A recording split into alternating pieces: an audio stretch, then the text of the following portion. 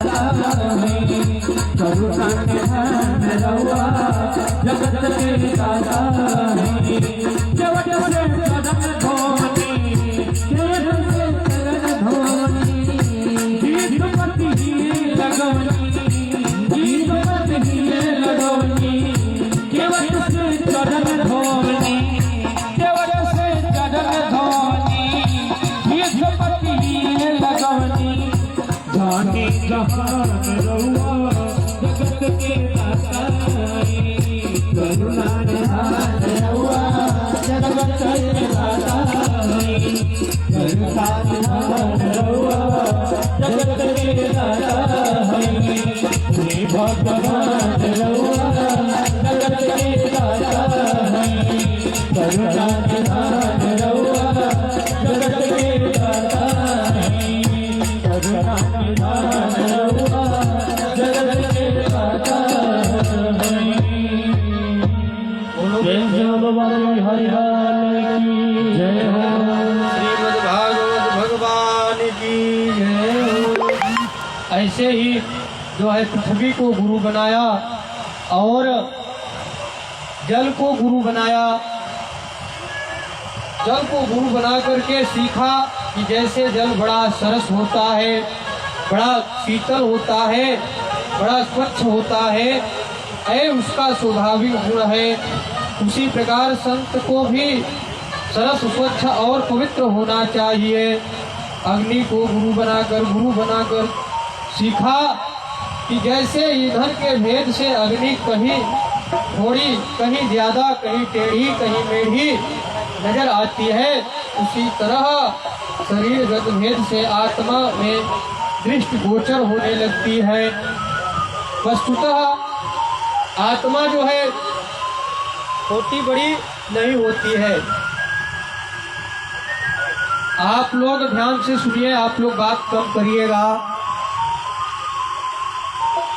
बड़ा ही आनंदमय कथा है, बहुत ही अच्छा है। और आत्मा कभी किसी भी छोटी बड़ी नहीं होती है। और जो है शरीर छोटा बड़ा हो सकता है, लेकिन आत्मा छोटी बड़ी नहीं होती है। आत्मा सबका समान होता है। आत्मा को न हम जला सकते हैं और न हम हवा में उड़ा सकते हैं, न आकाश में फेंका जा सकता है। आत्मा अजर अमर होती है। तो भगवान ने आत्मा को भी उन्होंने गुरु बनाया। तो भगवान दत्तात्रेय फिर चंद्रमा को भी अपना गुरु मान करके सीखा कि चंद्रमा की कलाएं घटती हैं और बढ़ती हैं।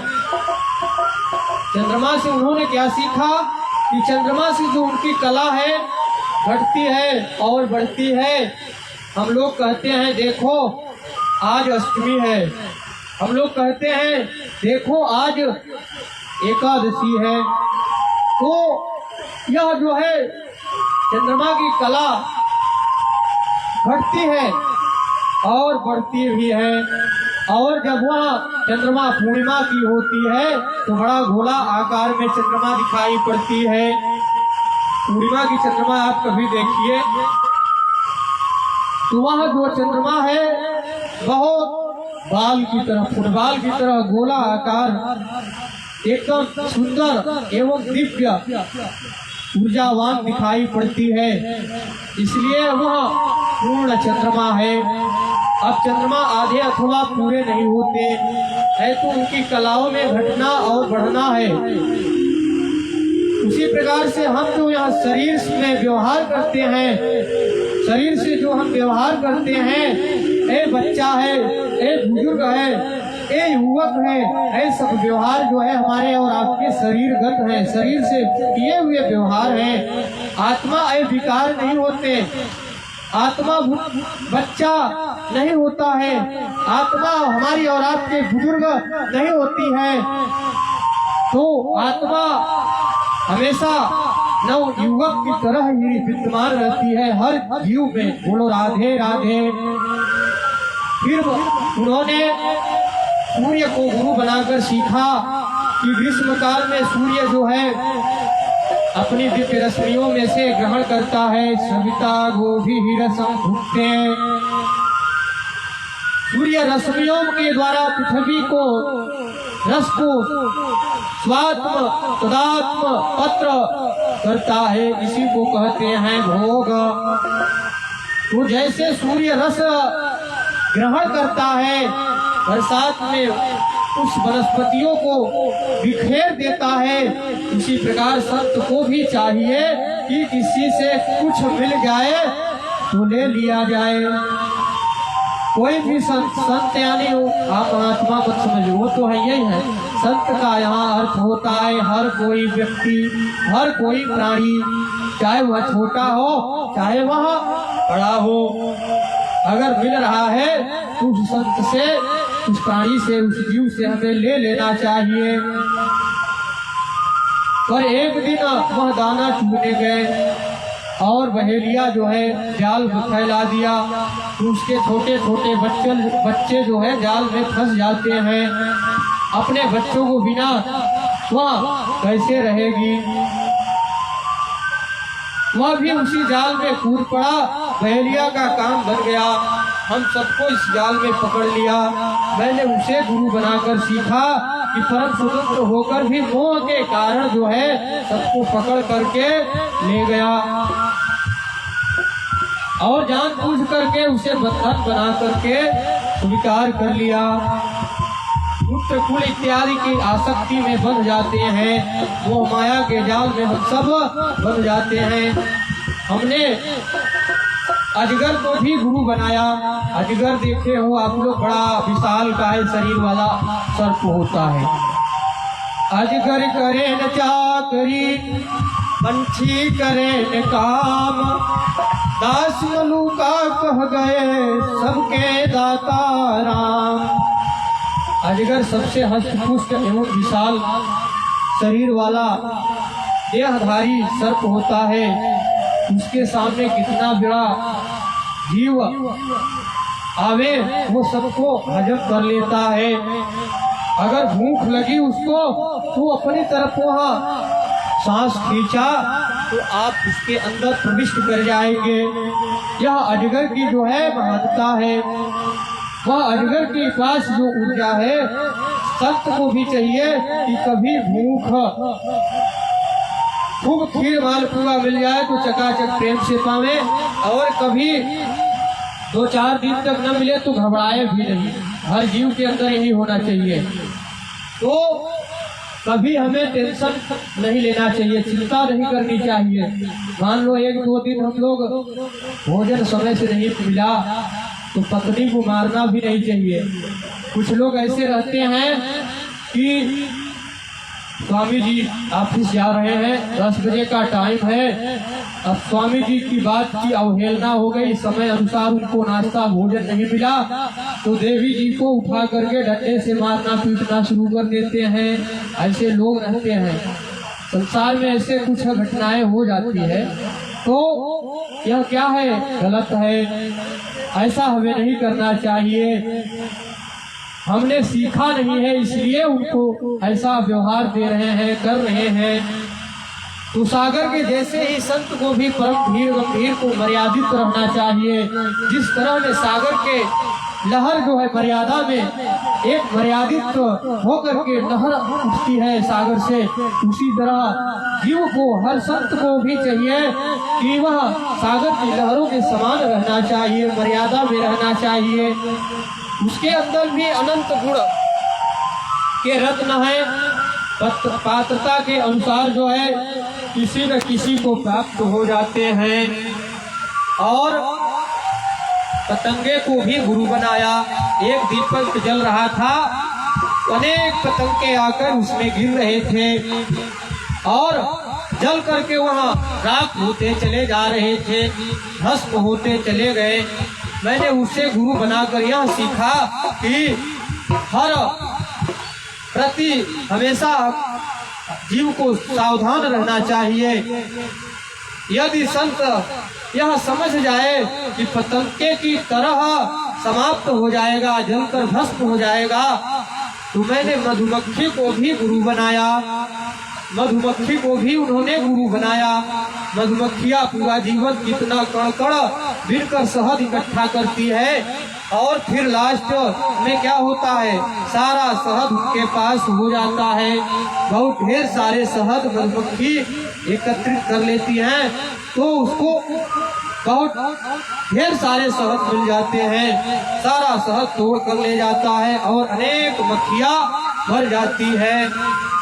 उन्हें गुरु बनाकर हमने सीखा कि संत को संग्रह नहीं करना चाहिए, संत को संग्रह नहीं करना चाहिए। संग्रह माने एकत्रित करना, ज्यादा मोह माया के चक्कर में नहीं फंसना चाहिए किसी को, अन्यथा मधुमक्खी की तरह विडंबना होगी। हमने एक हाथी को भी गुरु बनाया और हाथी से गुरु बना करके क्या सीखा कि हाथी पकड़ने वालों ने एक बहुत बड़ा गड्ढा जंगल में कर दिया और उन्होंने शिकार करते हैं जो हाथी को पकड़ने का शिकार ऐसे हाथी नहीं पकड़ सकते हैं। उसका एक ही उपाय है कि कहीं भी हाथी जहां निवास करे उसके आसपास में कहीं को बहुत बड़ा गड्ढा खोद दिया जाए, और जब बहुत बड़ा गड्ढा बावली की तरह खोद दिया जाएगा तो हाथी वहां पर आकर के उस गड्ढे में गिर जाता है।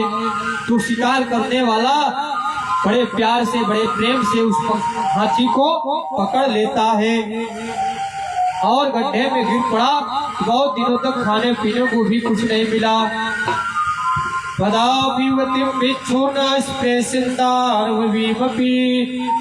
संत को की स्त्री का भी स्पर्श नहीं करना चाहिए, अन्यथा स्पर्श सुख की कामना उसके भगवत में गिरने का कारण बन जाती है।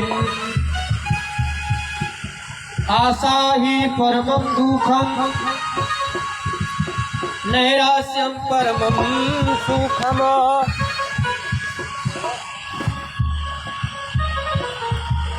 संसार के लोगों से अधिक आशा करना ही दुख का कारण होता है।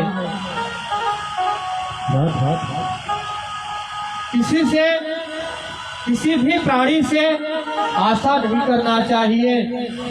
अगर हम किसी से आशा करते हैं कि हमारा पड़ोसी जो है 5,000 रुपए हमको देगा और वह 5,000 रुपया आप आशा के निमित्त में आशा को मन में ले आकर के मांगा है और वह आशा जो है आपका दुख का कारण बनती है। इसलिए भरोसेमंद काम करो, आशावादी जीवन त्याग दो। बोलो राधे राधे राधे राधे। किसी से आशा नहीं करना चाहिए, किसी से अपेक्षा मत करो, तो यही जीवन का सच्चा सुख है। आशा छोड़ दोगे तो अपने आप सुखी हो जाओगे। कोई दे दो तो अच्छा है, अपेक्षा मत करो, इससे कुछ मिलने वाला नहीं है। हमने एक कन्या को भी गुरु बनाया। एक कन्या की सगाई हो गई, उसके ससुर उसे देखने आए। अब माता पिता घर में थे नहीं, बेटी घर में अकेली थी। तो ससुर बोले, बेटी कोई बात नहीं, हम संबंध पक्का करने आए थे। और बेटी के घर में अकेले, तो ससुर बोले कोई बात नहीं, संबंध हमने पक्का कर लिया है। चूड़ियाँ पहन ले और अच्छी अच्छी श्रृंगार साड़ियाँ पहन ले, तैयार हो जावे, बढ़िया इसको सजाओ। अब उस कन्या ने पूरा घर छान लिया, पर चावल कहीं नहीं मिले। बहुत ढूंढने पर थोड़ी सी धान उसे प्राप्त हुई। सोचा जल्दी से धान कूट कर इसी से चावल निकाल लूं, तो उसने धान कूटना प्रारंभ कर दिया। धान गांव में होती है जहाँ फसल धान की खेती, तो चावल तो सफेद ऐसे नहीं मिलेगा, वो तो हमारे देश के जो किसान हैं वही जानेंगे। अच्छा, पंडाल में कितने लोग किसान भाई हैं? हाथ उठाओ जरा, कितने लोग इसमें प्रांगण में तथा पंडाल में किसान भाई हैं? देखो, कुछ लोग ही हैं, कुछ विशेष में कुछ ही लोग हैं, ज्यादा हाथ नहीं, क्योंकि यहाँ जितने लोग हैं मेरा मानना है कि इस किसान के ही बच्चे हैं। यहाँ जितने लोग हैं सारे लोग एक किसान के ही बच्चे हैं। आज हम सोसाइटी में रहे या फ्लैट में रहे या कहीं भी रहे, आज समय बदल गया है। ठाकुर जी ने सबका समय बदल दिया है, इसलिए हम हाथ नहीं उठाए। और जो आज भी जन्म भूमि से अपने जुड़े हैं, जो घर गांव गृहस्थ से जुड़े हैं, किसान जानता है कि धान कैसे उगती है, धान उगाने के बाद चावल कैसे उगता है, वह बेचारा किसान हमारा जानता है। तो किसान इसके बारे में आपको बताएगा। वह सुनेंगे तो क्या सोचेंगे, लो धान कूट कर चावल निकाले जा रहे हैं, और चूड़ियों का तो बहुत से ज्यादा हो रहा है। तो उसने चूड़ियां उतारी और दोनों हाथों में दो दो चूड़ियां रखी, फिर भी शब्द हुआ। अब जब दोनों हाथों में एक एक चूड़ी रखी तो शब्द होना बंद हो गया। तुरंत उसे गुरु बनाकर सीखा। वासे बहुनाम कलो भवेद वार्ता वायोरपि एक एव चरित स्मात कुर्मार्यायु कंकड़ः। संत को एकांत से भी होना चाहिए। कोई भी प्राणी या कोई भी जीव भगवान को पाना चाहता है तो वह एकांत में जाकर के भजन संकीर्तन भजन करना चाहिए। भाव से श्रद्धा से अगर भगवान को याद करेंगे तो भगवान अवश्य मिलते हैं और आपके सारे मनोरथ को सिद्ध करते हैं। इसलिए तपस्या जो है भजन एकांत में ही होना चाहिए। यदि दो भी रहेंगे तो व्यर्थ की चर्चा में, सांसारिक चर्चा में समय बीत जाएगा। इसलिए 2, 4, 10 लोगों के बीच में भजन नहीं किया जा सकता, अकेले में हो सकता है। और संसार के लोग जो निर्माण करना चाहे, भगवान का निर्माण जो करना चाहे, वे लोग कर सकते हैं। संत को स्वयं निर्माण आदि के प्रपंच में पढ़कर आसक्त नहीं होना चाहिए, वरना अनिकेत होना चाहिए। जहाँ मन उचट गया, चलते बने असंग होकर विचरण करें, तो हमें अशांत नहीं होना है, कभी भी अशांत नहीं होना चाहिए। बोलो राधे राधे। बाकी बिहारी लाल की जय हो। तुलसीदास जी ने कहा है एक चौपाई के माध्यम से, बड़े भाग्य मानुष तन पावा, सुर दुर्लभ सब ग्रंथ ही पावा। बड़े भाग्य मानुष तन पावा, सुर दुर्लभ ग्रंथ ही गावा। बड़े भाग्य मानुष तन पावा, सुर दुर्लभ सब ग्रंथ ही गावा। बड़े भाग्य मानुष तन पावा, सुर दुर्लभ ग्रंथ ही गावा। साधन धाम कोच कर द्वारा, पाई यही पर लोक सवारा। साधन धाम कोच कर द्वारा, पाई यही पर लोक सवारा। तुलसीदास जी ने यह जो शरीर है बड़े भाग्य से मिला है। मनुष्य का शरीर बार बार नहीं मिलता है, इसलिए आप सब